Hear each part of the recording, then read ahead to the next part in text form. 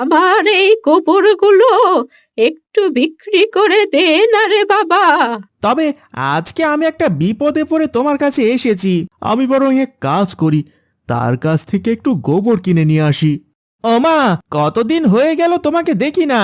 শোনো, আমি কিন্তু স্পষ্ট তোমাকে বললাম, আবার তোমার মাকে আমি একটা টাকাও দিতে দেব না। তুমি যখন এত করে বলছো, এখন থেকে আমি প্রতিদিন সকালবেলা এখান থেকে গোবর নিয়ে শহরে যাব। ও মা, আপনি তো আমাদের মাথার উপরের বট গাছ, আপনি ছাড়া আমাদের কে আছে বলুন তো? বিপদ ছাড়া তো তুই আমার কাছে আসবি না। এখন নিশ্চয় তাদের মায়ের টাকা দরকার। তুমি কেন শুধু শুধু আমার উপরে রেগে যাচ্ছ? মা মরেছে কিনা তা দেখতে এসেছিস?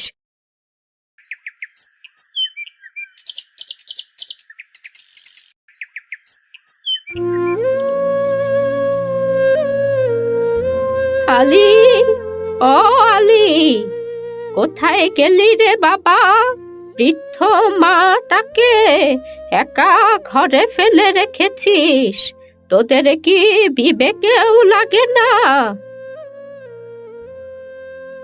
কি ব্যাপার মা, সকাল সকাল আমার বাড়িতে কেন এসেছো বলো তো? তোমাকে তো বলেছি আমার নিজেরই আয় রোজগার নেই, স্ত্রী সন্তান নিয়ে কোনো রকমে খেয়ে পড়ে বেঁচে আছি। তোমাকে আমি কোনো টাকা পয়সা দিতে পারবো না। তুই আমার বড় ছেলে, বড় ছেলের মায়ের প্রতি কত দায়িত্ব থাকে, আর তুই এসব দায়িত্ব এড়িয়ে যাচ্ছিস। কেন মা, তোমার ছোট ছেলে তো অনেক বড় দোকানদার, দোকানে ভালো বেচা কেনা হয় শুনেছি। কই, তোমার ছোট ছেলে তো তোমার খোঁজ খবর নেয় না। একবার তুমি তার কাছে গিয়ে দেখো। তাছাড়া তার তো এখনো সন্তান হয়নি, সংসারে তেমন অভাবও নেই। দেখুন মা, আমাদের এমনিতেই টানাটানির সংসার, দুটো ছেলে মেয়ে, চারজনের মানুষের সংসারে আমরা একবেলা ঠিক মতো খেতে পারি না। আর এখন যদি আপনি আমাদের কাছে সাহায্য চান, তাহলে কি করে হবে বলুন তো? আমি তো তোমাদের কাছে কোনো সাহায্য চাইতে আসিনি গো মা। তোমরা আমার সব জমি তোমাদের নিজেদের নামে লিখে নিয়েছো। জমি নেয়ার সময় বলেছিলে কিছু ধান আমাকে দেবে, সেই ধানটুকুই চাইতে এসেছি। ও আচ্ছা, তাই বলো তাহলে। ধানের জন্য তুমি আমার এখানে এসেছো? তাই তো বলি, আমার মায়ের তো আমার বাড়িতে আসার কথাই না, তার ছোট ছেলে তো তার সব। তোরা কি চাস বলতো? যখন আমি এখানে আসি তুই বলিস ছোটর বাড়িতে যেতে, আর যখন ছোটর বাড়িতে যাই সে বলে তোর বাড়িতে আসতে। ঠিক আছে, তুমি ধানের টাকা চাইছো তো, আমি না হয় তোমাকে কিছু টাকা দিয়ে দেব। এখন তুমি এখান থেকে যাও, দয়া করে সকালবেলা আমার বাড়িতে অশান্তি করো না। আরে বাহ, খুব উপযুক্ত ছেলে জন্ম দিয়েছি। মাকে ঘাড় ধাক্কা দিয়ে বাড়ি থেকে বের করে দিচ্ছিস? ভালো হবে না, তোদের কারও ভালো হবে না।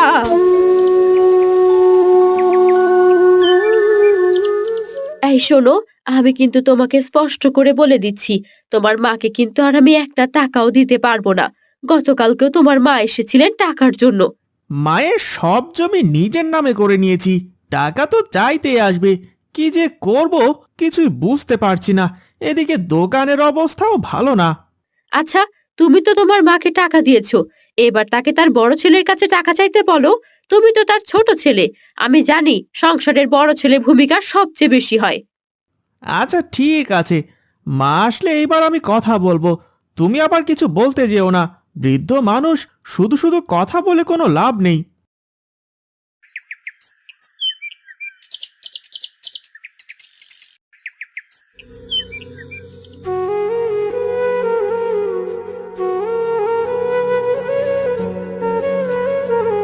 বাবারে, কোথায় গেলি? খুব বিপদে পড়ে তোর কাছে এসেছি।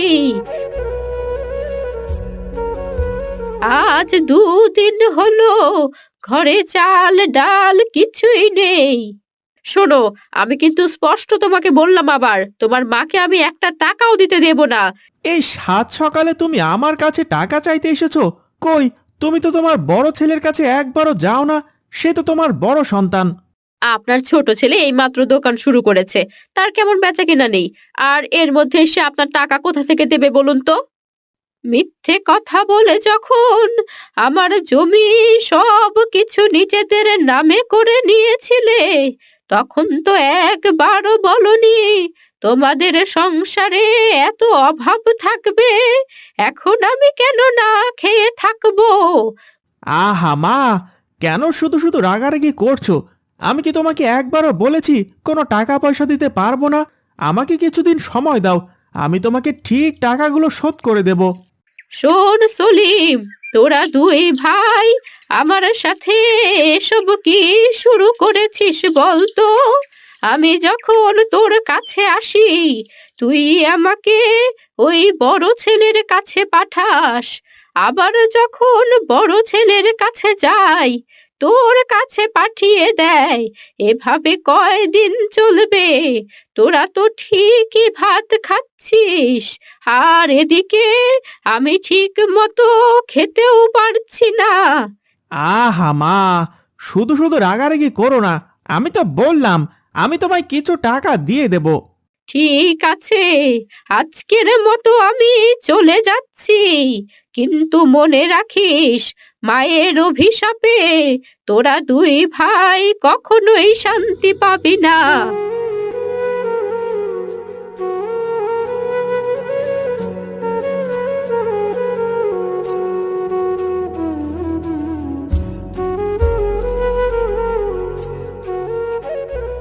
আরে বাহ, আমাদের সবজি বাগানের সবজিগুলো কতই না সুন্দর হয়েছে, দেখে একেবারে মনটা ভরে গেল।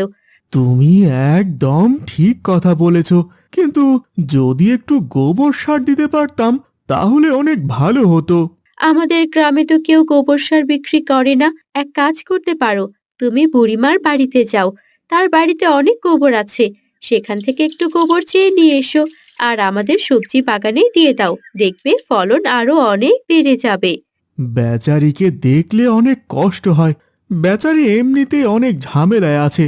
দুটো ছেলের মধ্যে একটা ছেলেও তাকে কোনো খরচ দেয় না।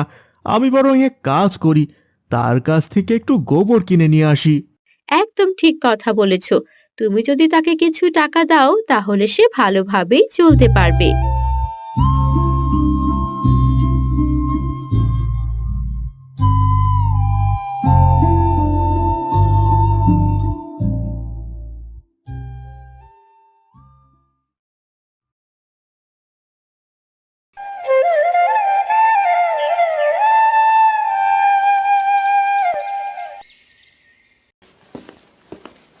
বুড়িমা বাড়িতে আছো নাকি?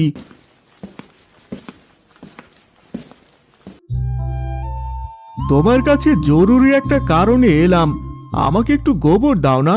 এবার খেতে সবজি চাষ করেছি, ওখানে দিতে হবে। এসেছিস, ভালোই হয়েছে। আচ্ছা, আমাকে একটু সাহায্য করতে পারবি? অনেকে বলে শহরের বাজারে নাকি গোবরের অনেক দাম। আমার এই গোবরগুলো একটু বিক্রি করে দে না রে বাবা। তুমি একদম ঠিক কথা বলেছ। শহরের বাজারে এসব সারের অনেক দাম। তুমি যদি নিয়মিত গোবর বিক্রি করতে পারো তাহলে প্রতি মাসে অনেক টাকা আয় করতে পারো। আমার পড়ালেখা না জানা মানুষ, এত কিছু তো আর জানি না।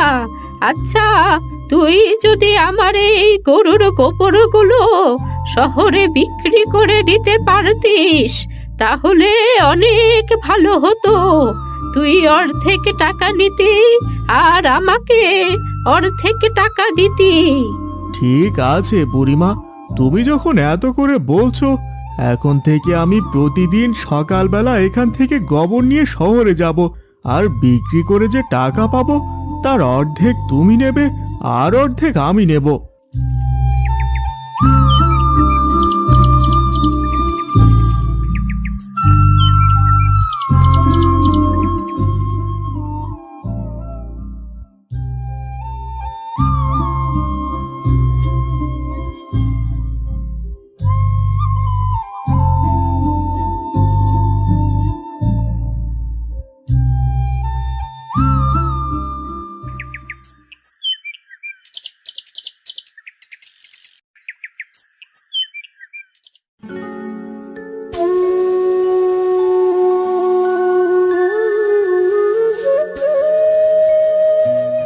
মা, ও মা, আমরা তোমাকে নিতে এসেছি।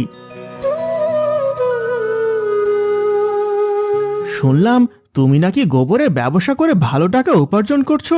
তোমাকে আর কষ্ট করে বাড়িতে পড়ে থাকতে হবে না।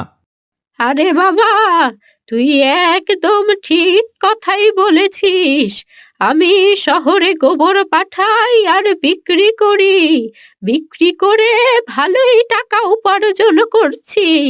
এই যে দেখতে পাচ্ছিস, নতুন একটা ঘর দিয়েছি। তাই তো বলছি, এখন থেকে তোমাকে আর একা থাকতে হবে না, তুমি আমার বাড়িতে থাকবে। আসলে তোদের মতো স্বার্থপর মানুষ আমি আমার জীবনে দেখিনি। যখন আমি না খেয়ে ঘরে পড়েছিলাম, তোরা দুই ভাইয়ের মধ্যে কেউ আমার একজন খোঁজ নিসনি। আর এখন যখন আমি কিছু টাকা উপার্জন করছি, সুর সুর করে আমার বাড়িতে চলে এসেছিস। আপনি শুধু শুধুই আমাকে ভুল বুঝছেন। আসলে আপনি আমাদের এখনো বিশ্বাস করছেন না, তাই না? দেখুন, আমাদের কোনো খারাপ উদ্দেশ্য নেই মা। তোমরা দুইজন এই মুহূর্তে আমার বাড়ি থেকে বের হয়ে যাও। যদি না বের হও, তাহলে ঘাড় ধাক্কা দিয়ে বাড়ি থেকে বের করে দেব। আর মনে রেখো, কোনোদিন তোমরা আমার বাড়িতে আসবে না, এমনকি আমি মরে গেলেও না।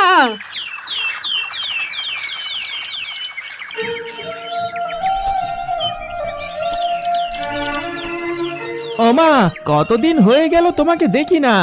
কি ব্যাপার? কি হঠাৎ করে তুই আমার বাড়িতে? যখন তোর বাড়িতে যেতাম, তুই তো আমাকে বাড়ি থেকে বের করে দিতিস। আজকে এখানে কেন এসেছিস? মা মরেছে কিনা তা দেখতে এসেছিস? মা ছেলেকে দেখতে আসবে, এটাই তো স্বাভাবিক। তুমি কেন শুধু শুধু আমার উপর রেগে যাচ্ছ? তবে আজকে আমি একটা বিপদে পড়ে তোমার কাছে এসেছি। হে তো ভালো করেই জানি, বিপদ ছাড়া তো তুই আমার কাছে আসবি না। তা বল, কি বিপদ আবার বাঁধিয়েছিস? দোকান করে আমার অনেক টাকা ধার হয়ে গেছে। তুমি তো গোবরের ব্যবসা করে অনেক টাকা উপার্জন করছো। আমাকে কিছু টাকা দাও না মা, আমি তোমাকে সময় মতো টাকাগুলো শোধ করে দেব। আহা, একটা কথা আছে না, যারা একবার ওই বেলতলায় যায়। আমি তোদেরকে আমার সাথে সব জমি লিখে দিয়েছিলাম। তখন তোরা বলেছিলিস আমাকে প্রতি বছর ধান দিবি, কিন্তু তোরা দুই বউকে নিয়ে ঠিকই ভাত খেয়েছিস, আমাকে একটা পয়সাও দিসনি। আর এখন এসেছিস আমার কাছ থেকে টাকা ধার চাইতে। ও মা, আপনি তো আমাদের মাথার উপরের বট গাছ। আপনি ছাড়া আমাদের কে আছে বলুন তো? মা হয়ে যদি আপনি আপনার ছেলের পাশে না দাঁড়ান, তাহলে আপনার ছেলে কোথায় যাবে? তোমাকে আর নাটক করতে হবে না। যাও, এখনই তোমরা দুজন আমার বাড়ি থেকে বের হয়ে যাও। তা না হলে লোকজন ডেকে ধাক্কা দিয়ে বাড়ি থেকে বের করে দেব।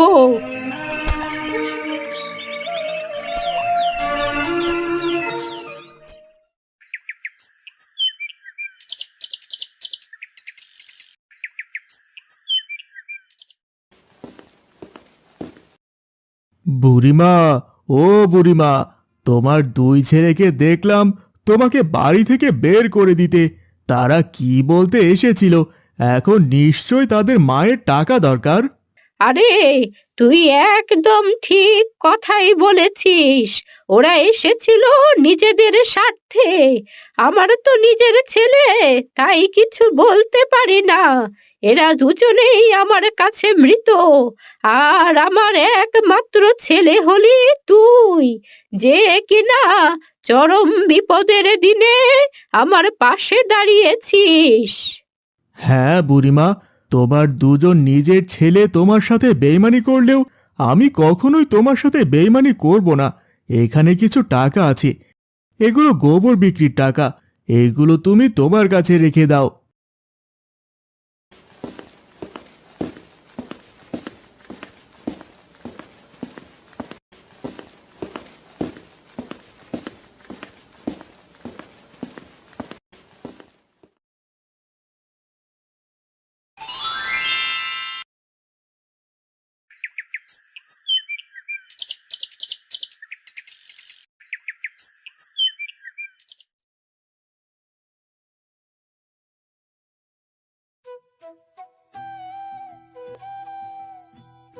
নবাবের বাচ্চা, রান্না কতদূর হলো শুনি? ছেলেটা আমার সে কখন থেকে না খেয়ে আছে, চোখে পড়ে না নাকি? মা, আমি তো চেষ্টা করছি তাড়াতাড়ি করার। কি করব বলো? আমার তো 10টা হাত নেই। যদি থাকতো তো দেখতে এক নিমিষেই সব কাজ করে ফেলতাম। খুব মুখে মুখে কথা শিখেছিস তাই না? অলক্ষী একটা। শুরুতে মাটাকে খেয়েছিস, এরপর বাপটাকে। না জানি কবে আমাকে আর আমার ছেলেটাকেও খাস। এসব কি বলছো মা? সৃষ্টিকর্তা তার কাছে নিয়ে গেছে আমার মা বাবাকে। এখানে আমার দোষ? আমি কি করেছি মা? এইসব ন্যাকামো কথাবার্তা বলিস না তো। যত সব। তাড়াতাড়ি রান্না শেষ করে ছেলেকে আর আমাকে খেতে দে। হ্যাঁ হ্যাঁ মা, এই তো হয়ে এসেছে। তোমরা বসো, আমি তোমাদের খেতে দিচ্ছি।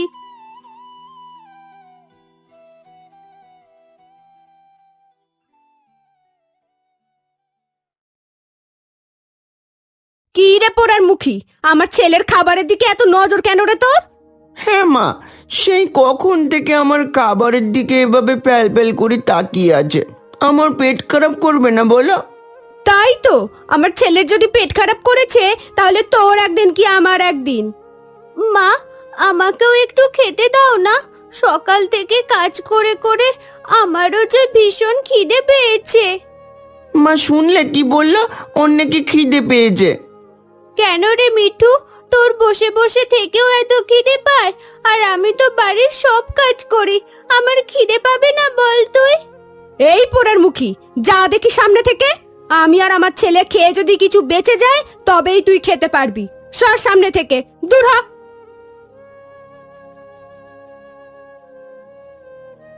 খা বাবা, তুই পেট ভরে খা দেখি। আর একটু তরকারি দেবো তোকে?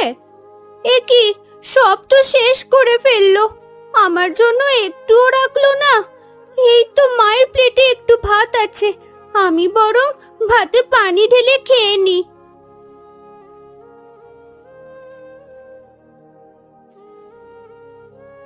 নবাবজাদির এখনো খাওয়া হলো না।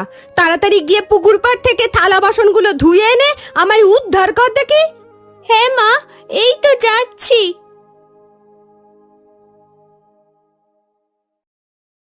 মা, বাবা, আমার যে থাকতে খুব কষ্ট হচ্ছে গো। আমাকে তোমাদের সাথে নিয়ে যাও না। এই মা যে আমায় খুব বকে, কখনো কখনো অনেক মারেও। আমার যে এই কষ্ট আর সহ্য হয় না। আমার সমবয়সী ভাইকে মা কত ভালোবাসে, অথচ আমি মায়ের সব কথা শুনেও একটু আদর পাই না। কেন? কি রে, জুই নাকি রে? কি হয়েছে রে মা, কাঁদছিস কেন তুই? না কাকিমা, কই কাঁদছি না তো। কাঁদবো কেন? আমার চোখ থেকে বুঝি ফাঁকি দিচ্ছিস? মালিয়া তোকে বকেছে তাই না রে মা? তা তো প্রতিদিনই বকে। ও আমার গা সওয়া হয়ে গেছে কাকিমা। কি কপাল নিয়ে যে জন্মেছিলি রে মা, যে তোর এত কষ্ট সইতে হচ্ছে এই বয়সেই। আমরাও যে কিছু করতে পারি না। কিছু করতে বা বলতে গেলেই ওই মালিহা ঝগড়া শুরু করে দেয়। কপালে যা ছিল তাই তো হবে কাকিমা।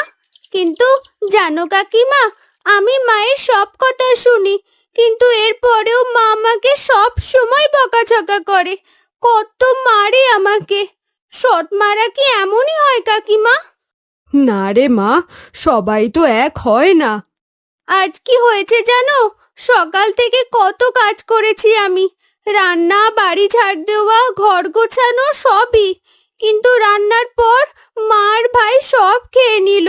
শুধু কিছু সাদা ভাত ছিল, তাও এঁটো ভাত, সেটাই আমি পানি দিয়ে খেয়েছি। আমাকে যদি মা একটু ভালোবাসে তাহলে কি ক্ষতি হয় বলো তো?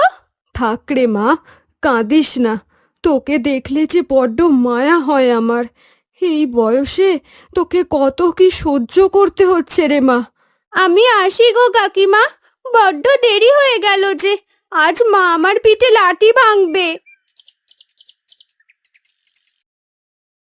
কোন পোড়া কপাল নিয়ে যে মেয়েটা জন্মেছিল কে জানে। উপরওয়ালা, মেয়েটাকে সুখ দাও, সুখ দাও।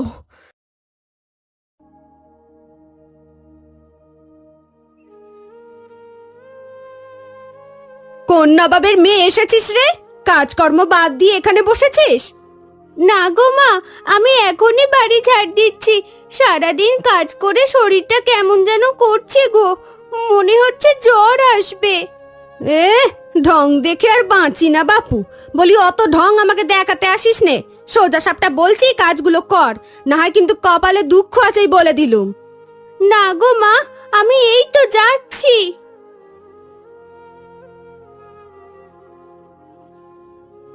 জুই, আমার জন্য খাবার বানিয়ে দে, আমার ভীষণ খিদে পেয়েছে। দেখছিস তো ভাই, কাজ করছি, এই কাজ শেষ করে বানিয়ে দিচ্ছি। আমি তোকে এখনই বানিয়ে দিতে বলেছি, মানে এক্ষুনি। বাকি কাজ পরে করবি, আগে তুই আমার খাবার বানিয়ে দে। ভাই, মা আবার বকবে রে। এই তো উঠানটা ঝাড় দিলেই হয়ে যাবে রে। তবে রে, এতবার করে বলছি, তোর গায়ে লাগছে না? দাঁড়া। আমার ভীষণ লাগছে রে ভাই। ছেড়ে দে আমায়, ছেড়ে দে। ও ও মা গো, আমি যে খুব ব্যথা পাচ্ছি রে। আমাকে ছেড়ে দে ভাই, দোহাই লাগছে, ছেড়ে দে। কি হয়েছে বাবা? এই পোড়ার মুখী, কি করেছিস রে আমার ছেলেকে? মা, আমি কিছু করিনি সত্যি। ভাই বলছিল ওকে খাবার বানিয়ে দিতে, কিন্তু আমি তখন ঝাড়ু দিচ্ছিলাম। বললাম ঝাড়ু দিয়েই বানিয়ে দিচ্ছি, নাহলে মা বকবে। তাই ও আমার চুল ধরে মেরেছে। বেশ করেছে, একদম ঠিক করেছে। আমার ছেলে যা বলবে তাই করবি, বুঝেছিস? যা এখন গিয়ে খাবার নিয়ে আন। হ্যাঁ হ্যাঁ মা, আমি এক্ষুনি যাচ্ছি।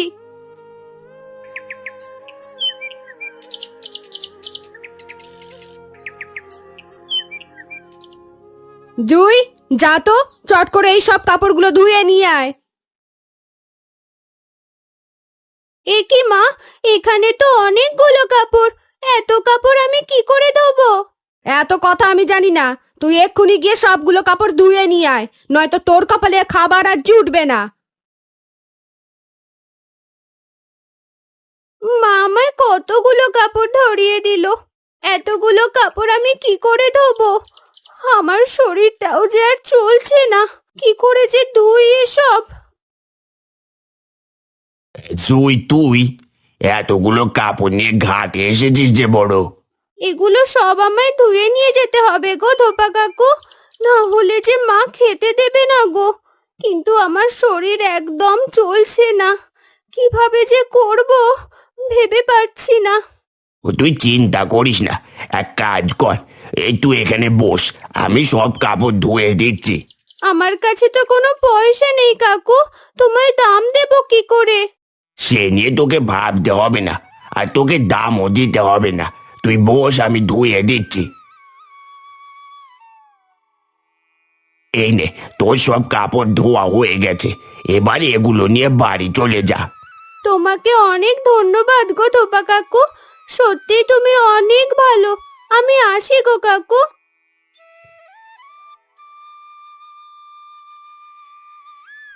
মা, এই যে এসেছে জুই, তুমি না ওকে খুঁজছিলে? বলি কতক্ষণ লাগে এগুলো ধুতে? গিয়েছিস তো অনেকক্ষণ হলো। বাকি কাজগুলো যে পড়ে আছে সেগুলো কি তোর মরা মা এসে করে দিয়ে যাবে? তা কেন হবে মা, আমিই করব। আর তো কেউ নেই করার মতো। কি করতে হবে বলো, আমিই করে দিচ্ছি। আজ মিঠুর মামা আসবে, ভালো মন্দ রান্না কর দেখি। মাছ মাংস ভালোভাবে রাঁধবি। আজ কি মামা আসবে মা? মিঠুর মামা, তোর নয়। এত খুশি হতে হবে না, যা গিয়ে রান্না বসা।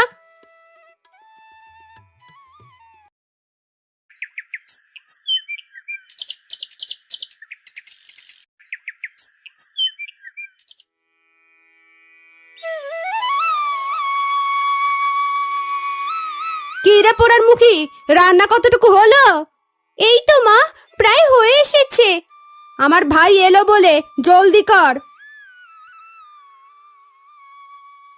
মালিহা, বোন আমার, কেমন আছিস? মিঠু কোথায় গেলি রে?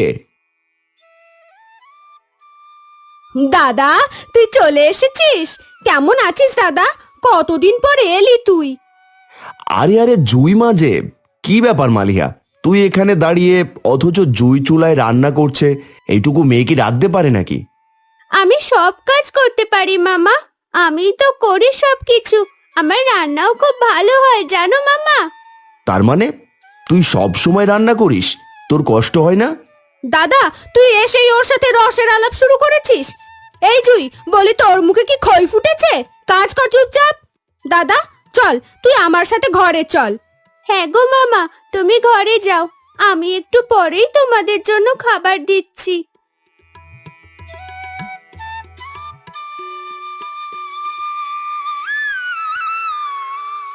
হ্যাঁ জুই, তুইও বস আমাদের সাথে, একসাথে খেয়ে নিবি। না না, ও পরে খাবে, আগে তোরা খেয়ে নে তো দেখি। ঠিক আছে, সে না হয় খাবি। শোন মা জুই, আমি তোদের জন্য রসগোল্লা এনেছি, খেয়ে নিস কেমন? সে কি আর আমার কপালে আছে গো মামা? তুমি আমাকে আদর করো, সেটাই তো মা দেখতে পারে না, আর রসগোল্লা খেতে দেবে ভেবেছো? আসি রে মালিয়া। মা জুই, মিঠু, আসি রে আমি। দাদা, দুটো দিন থেকে যা না, কতদিন পর এসেছিস। হ্যাঁ মামা, মা ঠিক বলছে, তুমি কদিন থেকে যাও। তুমি এসেছো, কত আনন্দ হচ্ছে জানো। না রে মা, আমার যে কত কাজ পড়ে আছে। আজ আসি রে, পরে আবার আসবো।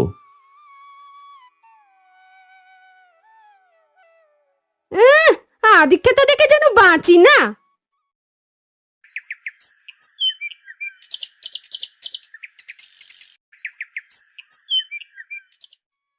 মামা তো রসগোল্লা এনে আমাকেও খেতে বলেছিল, আমি এখান থেকে দুটো খাই। হায় হায় হায় রে পোড়ার মুখী, তোর এত বড় সাহস, তুই এখান থেকে নিয়ে রসগোল্লা খাচ্ছিস? তুই যেই হাতে রসগোল্লা ধরেছিস, আজ সেই হাত আমি আস্ত রাখবো না। ও ও মা গো, মরে গেলাম, আমার হাত পুড়ে গেল। মা, মামাকে ছেড়ে দাও, আমি আর খাবো না, আমার হাত জ্বলে গেল। নে, এবার মজা বোঝ, কত বড় সাহস তোর! তুই আমার ভাইয়ের আনা মিষ্টি খেতে গেছিস, অলক্ষণে কোথাকার! এখন তাকিয়ে আছিস কি? যা, এটা থালা বাসনগুলো ধুয়ে আন।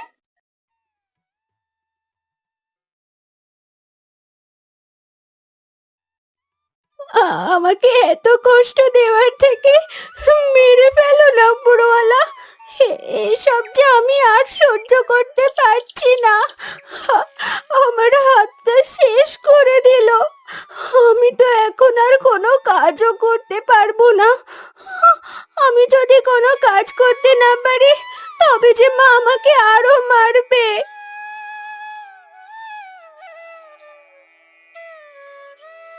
ও মেয়ে, তুই আমাকে একটু সাহায্য করবি? দেখ না, বুড়ি হয়েছি, এত কাজ কি আমি করতে পারি?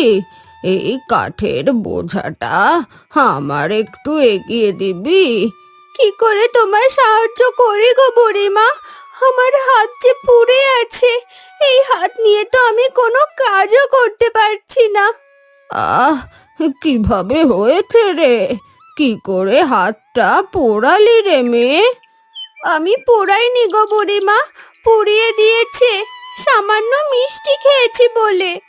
কি বলছিস তুই এসব? মিষ্টি খেয়েছিস বলে হাত পুড়িয়ে দিয়েছে কে? আমার সৎ মা গো। ইস, কি মানুষ রে ও! এমন মিষ্টি দেখতে একটা ছোট্ট মেয়ের উপর এত অত্যাচার করে কি করে?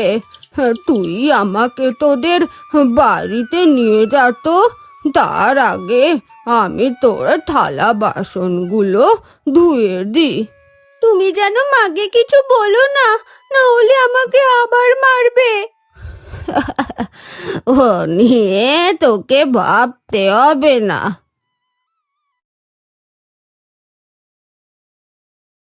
বাড়িতে কেউ আছো গো? আমাকে একটু সাহায্য করবে? আমি যে খুব ক্ষুধার্ত। কে এলো রে এই ভর সন্ধ্যাবেলায়? বলি, কে তুমি? হ্যাঁ, এখন এসেছো সাহায্য চাইতে? যাও তো এখান থেকে, কোনো সাহায্য করতে পারবো না। কোথা থেকে এগুলো যে চলে আসে! মা, আমাকে একটু খেতে দাও না। একবার বললাম সে কথা কানে যায়নি। কোনো খাবার দিতে পারবো না। ভালোই ভালোই যা এখান থেকে বুড়ি, না হয় ঘাড় ধাক্কা দিয়ে বের করে দেব। তোর এই আচরণের জন্য আমি তোকে অভিশাপ দিচ্ছি। তুই মানুষের উপর যত অত্যাচার করেছিস, যত খারাপ আচরণ করেছিস, তার ফল তোকে ভোগ করতে হবে। কোথা থেকে যে আসে, এসেছে আমাকে অভিশাপ দিতে। বলি তোর ওই অভিশাপে আমার মাথার একটা চুলও নড়বে না।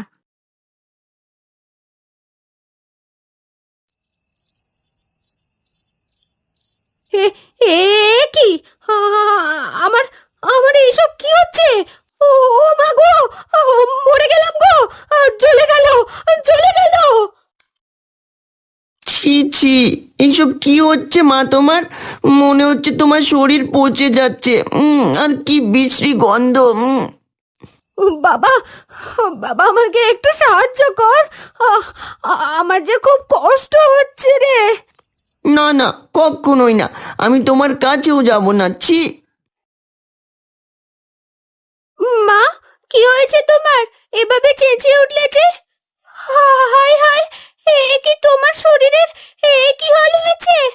তোমার খুব কষ্ট হচ্ছে মা। মা, তুমি অপেক্ষা করো, আমি এক্ষুনি ব্যবস্থা করছি।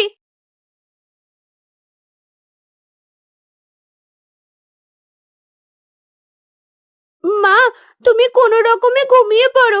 কাল আমি নিম পাতা দিয়ে পানি গরম করে তোমার গা মুছিয়ে দেব।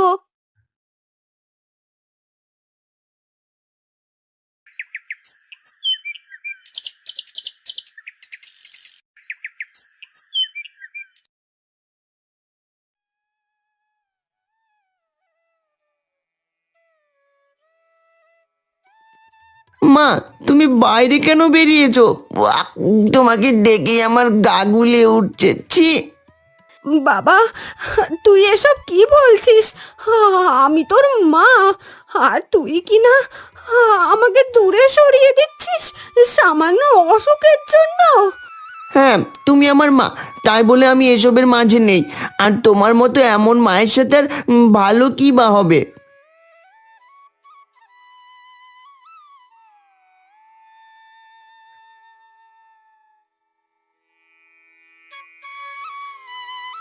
মা, তুমি কাঁদছো কেন? মিঠুর কথায় কষ্ট পেও না। ও তো ছোট, ও তো বোঝে না। তুমি বসো, আমি তোমার গা মুছিয়ে দিচ্ছি।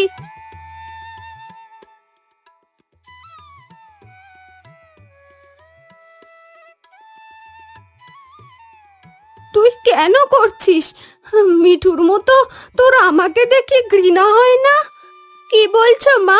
তুমি হলে আমার মা, আমি তোমায় ঘৃণা করব? মাকে কেউ কখনো ঘৃণা করতে পারে? দেখো, দেখো মা, তোমাকে আমি ঠিক সুস্থ করে তুলবো।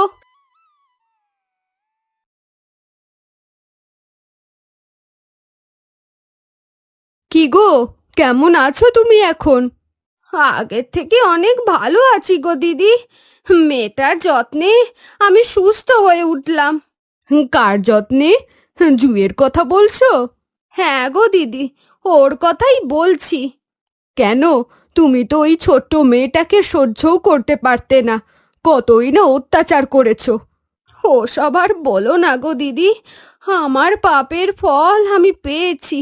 মেয়েটাকে আমি এত অত্যাচার করেছি যে সৃষ্টিকর্তা আমার উপর ক্ষিপ্ত হয়ে তার ফল দিয়েছে। যেখানে আমার অসুস্থর পর আমার ছেলে আর আমার কাছেই আসেনি, অথচ এই মেয়েটাকে আমি কষ্ট দিয়েছি। সেই মেয়েই তোমাকে সুস্থ করলো। বলি কি মালিহা, এখন তো অনেক হলো, তুমি আর ওকে কষ্ট দিও না। না দিদি, ওকে আমি আর কখনো কষ্ট দেব না। কথা দিচ্ছি, ওকে আমি আমার নিজের মেয়ের মতো করেই ভালোবাসবো। যেই আদর থেকে ওকে বঞ্চিত করেছিলাম, আমি ওকে সব ফিরিয়ে দেব দিদি।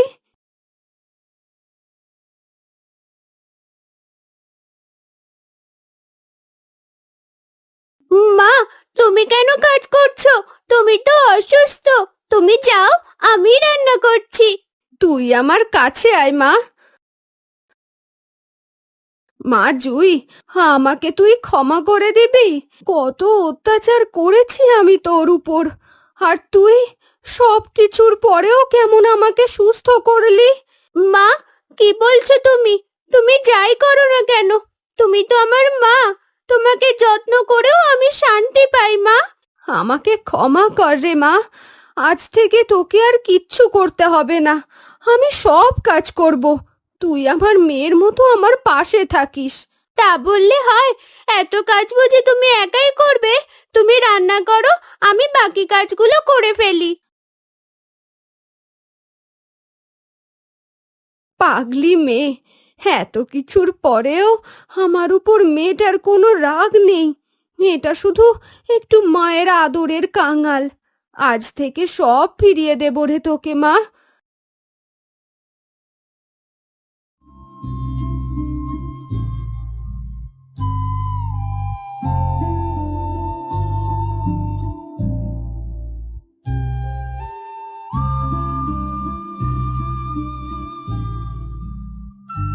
আমিনা আপু, তুমি এতক্ষণ ধরে রান্নাঘরে কি করছো? তোমার রান্না এখনো শেষ হলো না? দুপুর গড়িয়ে বিকাল হতে চললো। আব্বুকে তো খাবার দিয়ে আসতে হবে, সেই যে সকালবেলা খেয়ে গেছে। ফাতেমা, রান্না প্রায় শেষ। আমি বাটিতে করে আব্বুর জন্য খাবার গুছিয়ে দিচ্ছি। তুই তাড়াতাড়ি গিয়ে আব্বুকে দিয়ে আয়। ঠিক আছে আপু, তুমি সব ঠিকঠাক করে রাখো। আমি গোসল করে আব্বুকে গিয়ে খাবারটা দিয়ে আসছি। তারপর বাড়ি ফিরে তুমি আর আমি একসাথে দুপুরের খাবার খাবো। তুমিও গোসল করে একটু আরাম করে নাও। ঠিক আছে, আর হ্যাঁ, যাবার সময় টিউবওয়েল থেকে আব্বুর জন্য ঠান্ডা পানি নিয়ে যাস। তাড়াতাড়ি বাড়ি ফিরিস। রাস্তায় কারোর সাথে গল্প শুরু করে দিস না কিন্তু। আরে না না আপু, কি বলো? বাবার জন্য আমার বুঝি চিন্তা হয় না? বাবা ক্ষুধায় কষ্ট পাবে, আর আমি কিনা রাস্তায় দাঁড়িয়ে দাঁড়িয়ে গল্প করব? তুমি একটুও ভেবো না, আমি যাবো আর আসবো।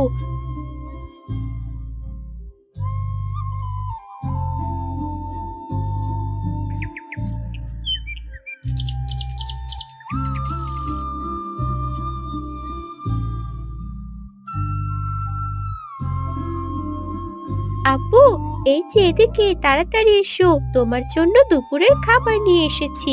খাবার নিয়ে আসতে আজকে অনেকটাই দেরি হয়ে গেল। আমিনা আপুর রান্না শেষ করতে আজকে অনেকটাই দেরি হয়ে গেছে। তুমি তাড়াতাড়ি হাত মুখ ধুয়ে খেয়ে নাও। সমস্যা নেই রে মা, একটু আগে আমার কাজ শেষ হয়েছে। আমি তো রহিম চাচার সাথে একটু কথা বলছিলাম। এবার ফসলের অবস্থা ভালো না, আল্লাহ জানে কি হবে। যাই হোক, আমি খেয়ে নিচ্ছি। তুই বাড়ি যা মা, বাড়ি গিয়ে তোরা দু বোন একসাথে খেয়ে নিস। ঠিক আছে আব্বু, আমি এখনই বাড়ি চলে যাচ্ছি। তুমি মাঠের কাজ শেষ করে তাড়াতাড়ি বাড়ি ফিরে এসো। কারোর সাথে যেন আড্ডা দিতে বসে যেও না। তুমি বাড়ি আসলে আমরা একসাথে রাতের খাবার খাবো। মা, তুই তাড়াতাড়ি বাড়ি ফিরে যা। তোর বোন তো একা রয়েছে, আমি সন্ধ্যার মধ্যেই ফিরে আসবো।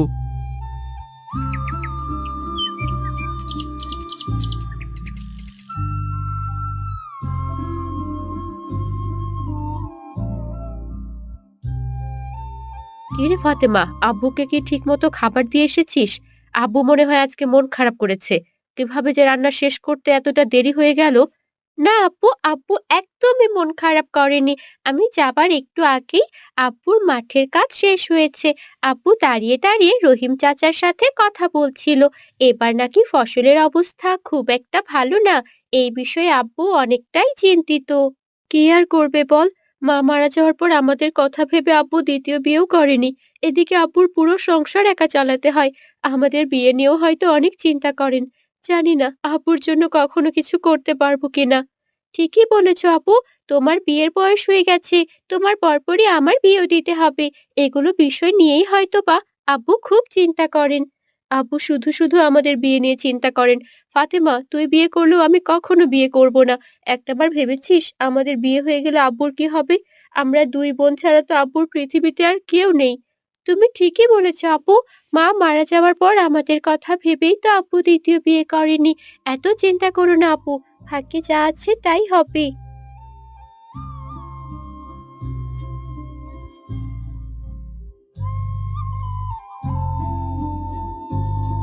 কি ব্যাপার, আমার রাজকন্যা দুজন কোথায়?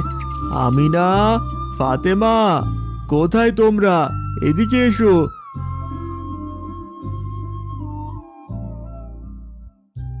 সারাদিন মাঠে থাকি, তোমাদেরকে নিয়ে যে কত চিন্তা হয়। দুটো বোন সারাদিন বাড়িতে একা একা থাকো, যদি কোনো সমস্যা হয় দেখার তো আর কেউ নেই। আমাদের নিয়ে এত চিন্তা করো না আব্বু, আমাদের কিছুই হবে না। তুমি যদি এত চিন্তা করো তোমার শরীর খারাপ হয়ে যাবে। আব্বু, ফাতেমা বলল তোমার নাকি মনটা খারাপ। আমাকে সত্যি করে বলো তো কি হয়েছে? তুমি যখন জিজ্ঞেস করছো, আমি তোমাকে মিথ্যে কথা বলবো না। আমি কিছু বিষয় নিয়ে খুব চিন্তায় আছি মা। তোমার বিয়ের বয়স হয়ে যাচ্ছে, আর এদিকে তোমার মায়ের অসুখের সময় মোড়লের কাছ থেকে বেশ কিছু টাকা ধার নিয়েছিলাম। টাকাগুলো তো পরিশোধ করতে হবে। আপু, আমাদের বিয়ে নিয়ে অযথা চিন্তা করে লাভ নেই। আমরা দুই বোন কোথাও যাচ্ছি না তোমাকে একা রেখে। তুমি ছাড়া আমাদের এই পৃথিবীতে আর কেউ নেই। আমরা ছাড়াও তোমার এই পৃথিবীতে আর কেউ নেই আব্বু। এগুলো কথা বলতেই নেই মা। মেয়ে হয়ে জন্মেছ, পরের ঘরে যেতেই হবে। আর আমার তো বয়স হয়ে গেছে, দুদিন পরেই তো মরে যাব। যাই হোক, খুব খিদে পেয়েছে, চলো খাবারটা শেষ করি।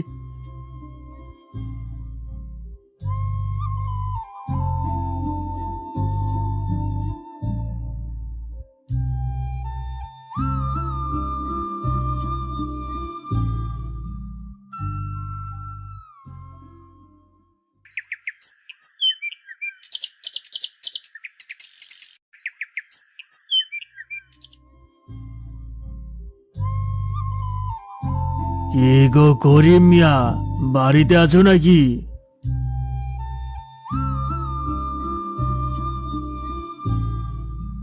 আরে মোড়ল সাহেব দেখি আমার বাড়িতে। আসুন আসুন, ভেতরে এসে বসুন। মা আমিনা, তোমার মোড়ল চাচাকে কিছু এনে দাও। সাধে কি আর তোমার বাড়িতে আসতে হলো করিম মিয়া? তুমি তো আসতে বাধ্য করলে।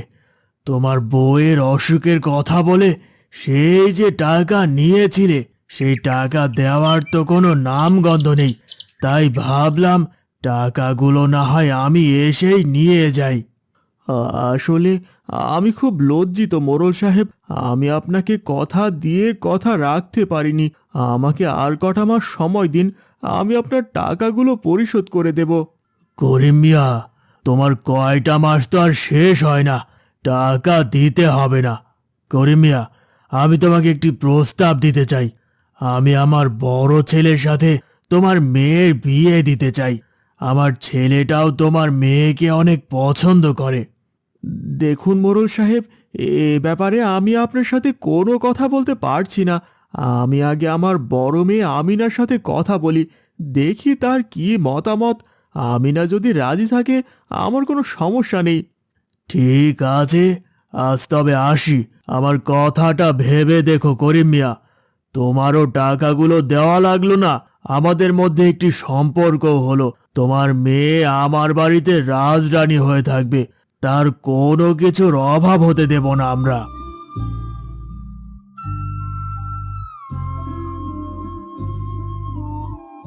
মা আমিনা, কোথায় তুমি? একটু এদিকে এসো তো মা, তোমার সাথে একটু কথা বলতে চাই। আব্বু, আমি জানি আপনি আমাকে কি বলতে ডেকেছেন। আমি আপনার আর মোড়লের সকল কথাই শুনেছি। সারা গ্রামের মানুষ জানে মোড়লের ছেলে একটা খুবই খারাপ ছেলে। সারা গ্রামের মেয়েদের পেছন পেছন ঘুরে বেড়ায়। মা, সেটা আমিও জানি, ছেলেটা খুব বেয়াদব। কিন্তু কি করব বলো তো? আমি তো মোড়লের কাছ থেকে অনেক মোটা অঙ্কের টাকা নিয়েছি। তুমি এসব নিয়ে ভেবো না মা, তোমাকে মোড়লের ছেলেকে বিয়ে করতে হবে না। কিভাবে কি করা যায় সেটা আমি দেখছি।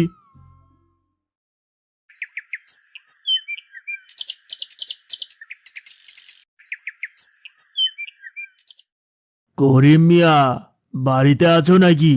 তুমি তো কিছু জানালে না, তাই আমি আসলাম কথা পাকাপাকি করতে। আর এই নাও, বড় দেখে নদীর ইলিশ মাছ এনেছি। মোড়ল চাচা, আপু বাড়িতে নেই। আর শোনেন, আব্বুর সাথে আমি কথা বলেছি, আমি আপনার ছেলেকে বিয়ে করতে পারবো না। আর আপনার মাছ নিয়ে আপনি এখনই এখান থেকে চলে যান, আপনার টাকা আমরা দিয়ে দেব। তোমার এত বড় সাহস! তুমি আমার মুখে মুখে এত বড় কথা বললে! আমার ছেলের সাথে তোমাকে বিয়ে দিতে চেয়েছিলাম, এটা তোমার সাত কপালের ভাগ্য। মাছটা রেখে গেলাম, আমি যেটা নিয়ে আসি সেটা ফেরত নিয়ে যায় না।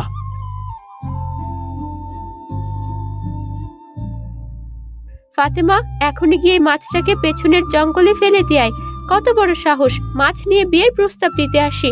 বদমাস ছেলে জন্ম দিয়েছে, তাকে নিয়ে আবার বড় বড় কথা।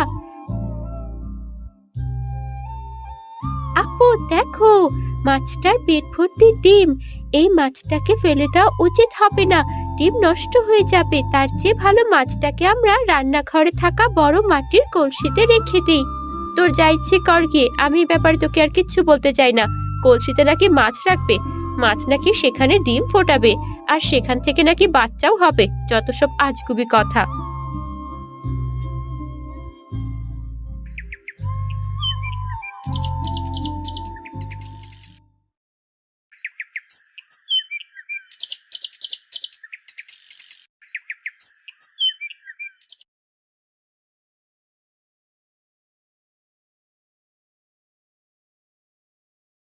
আমিনা আপু, এই আমিনা আপু, তাড়াতাড়ি এদিকে আসো। দেখো কি কাণ্ডটাই না ঘটেছে, মাছের ডিম ফুটে কতগুলো পোনা মাছ হয়েছে।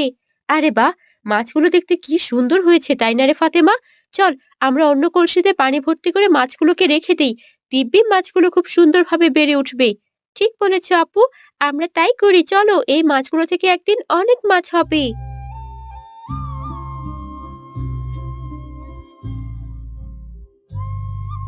করিম মিয়া, সময় তো পার হয়ে গেল, আমার টাকাগুলো কবে ফেরত দেবে তাই বলো। আমার কথা তো শুনলে না, তোমার মেয়ের সাথে আমার ছেলের বিয়ে দিলে না। তোমার মেয়ে আমাকে অপমান করে বাড়ি থেকে তাড়িয়ে দিয়েছিল। মোড়ল সাহেব, আমি কি করতে পারি বলুন? আমার মেয়ে কোনো কিছুতে আপনার ছেলেকে বিয়ে করতে রাজি হয়নি। সে কোনোভাবেই আপনার ছেলেকে বিয়ে করবে না। আমি আমার মেয়ের অমতে কিছু করতে চাই না। আমি আপনার টাকাগুলো ফেরত দিয়ে দেব। করিম মিয়া, আমি তোমার সাথে এগুলো ব্যাপারে আর কোনো কথা বলতে চাই না। তুমি আমার টাকাগুলো সবাই মতো ফিরিয়ে দিয়ে এসো, তা না হলে এবার খুব খারাপ কিছু হয়ে যাবে।